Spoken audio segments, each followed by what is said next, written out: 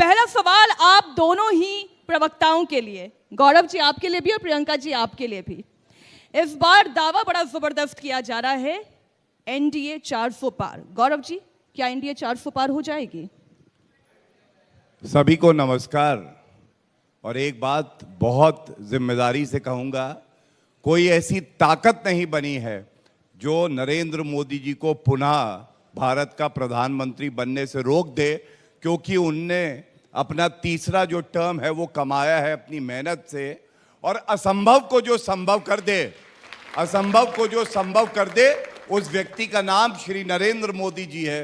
और जब मैं आपके समक्ष आता हूं तो मैं बताना चाहूंगा, ये उधर खड़े हैं इंडिया अलायंस वाले, कहते थे अनुच्छेद 370 हटा के दिखाओ, हटा के दिखाओ।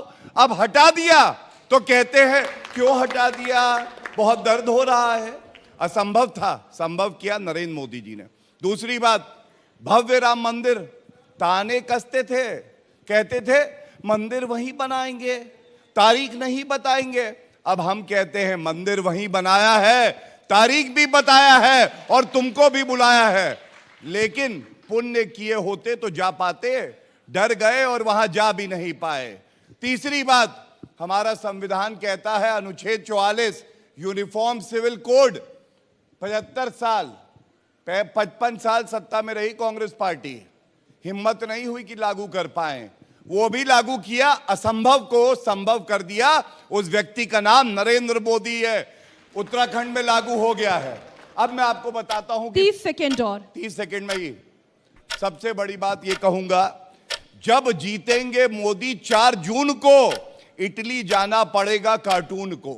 आप देखिएगा 4 जून स्वर्णिम युग जो चल रहा है, मोदी जी आगे बढ़ाएंगे, 400 पार करके दिखाएंगे, जिसमें दम हो रोक के दिखा दे। आपने 6 सेकंड पहले जमा आपने कर लिया अपने लिए 6 second. Priyanka ji, it's your turn, क्या आपको चुनेंगे? सबसे पहले तो मैं कहना चाहूँगी कि मैं उनके स्तर तक तो गिर नहीं सकती हूँ जहाँ किसी एक पॉलिटिकल ओपोनेंट को कार्टून कह दूँ। इतना तो सम्मान मैंने सीखा है। राजनीति में मतभेद हो सकते हैं, मनभेद नहीं होते हैं। दूसरी बात मैं कहूँ, उन्होंने अपने शुरुआती कमेंट में कहा दुनिया की ऐसी कोई ताकत नहीं जो नरेंद्र मोदी जी को हरा पाए। तो यानी आप कह रहे हैं इलेक्शन में जनता के पास कोई ताकत ही नहीं है, जनता निर्णय ही नहीं ले सकती है। निर्णय जो लेगा वो ईवीएम लेगा और ईवीएम को आपने सेट कर दिया है, इसलिए आप इस कॉन्फिडेंस से बोल रहे हैं। भाई साहब, जनता की ताकत को अंडरमाइन मत करिए। जनता ही है, जनता जनार्दन ही है जिसने इंडिया शाइनिंग को भी धूल चटाई थी। उन्होंने कहा था जिस तरीके का चुनावी प्रचार आपने किया था, जनता ने ही आपको बाहर का रास्ता भी दिखाया। अभी इस डिबेट से पहले मैंने एक हमारे जो सुधांशु जी हैं, उन्होंने एक बहुत महत्वपूर्ण बात की, फर्स्ट डोज, सेकेंड डोज और थर्ड बूस्टर। आपको याद दिला दूं, थर्ड बूस्टर जो था ना वो ऑप्शनल था, वो कंपल्सरी नहीं था। तो हो सकता है फर्स्ट 2 राउंड ये जीत गए हों, थर्ड राउंड में इंडिया गठबंधन की सरकार आ रही है।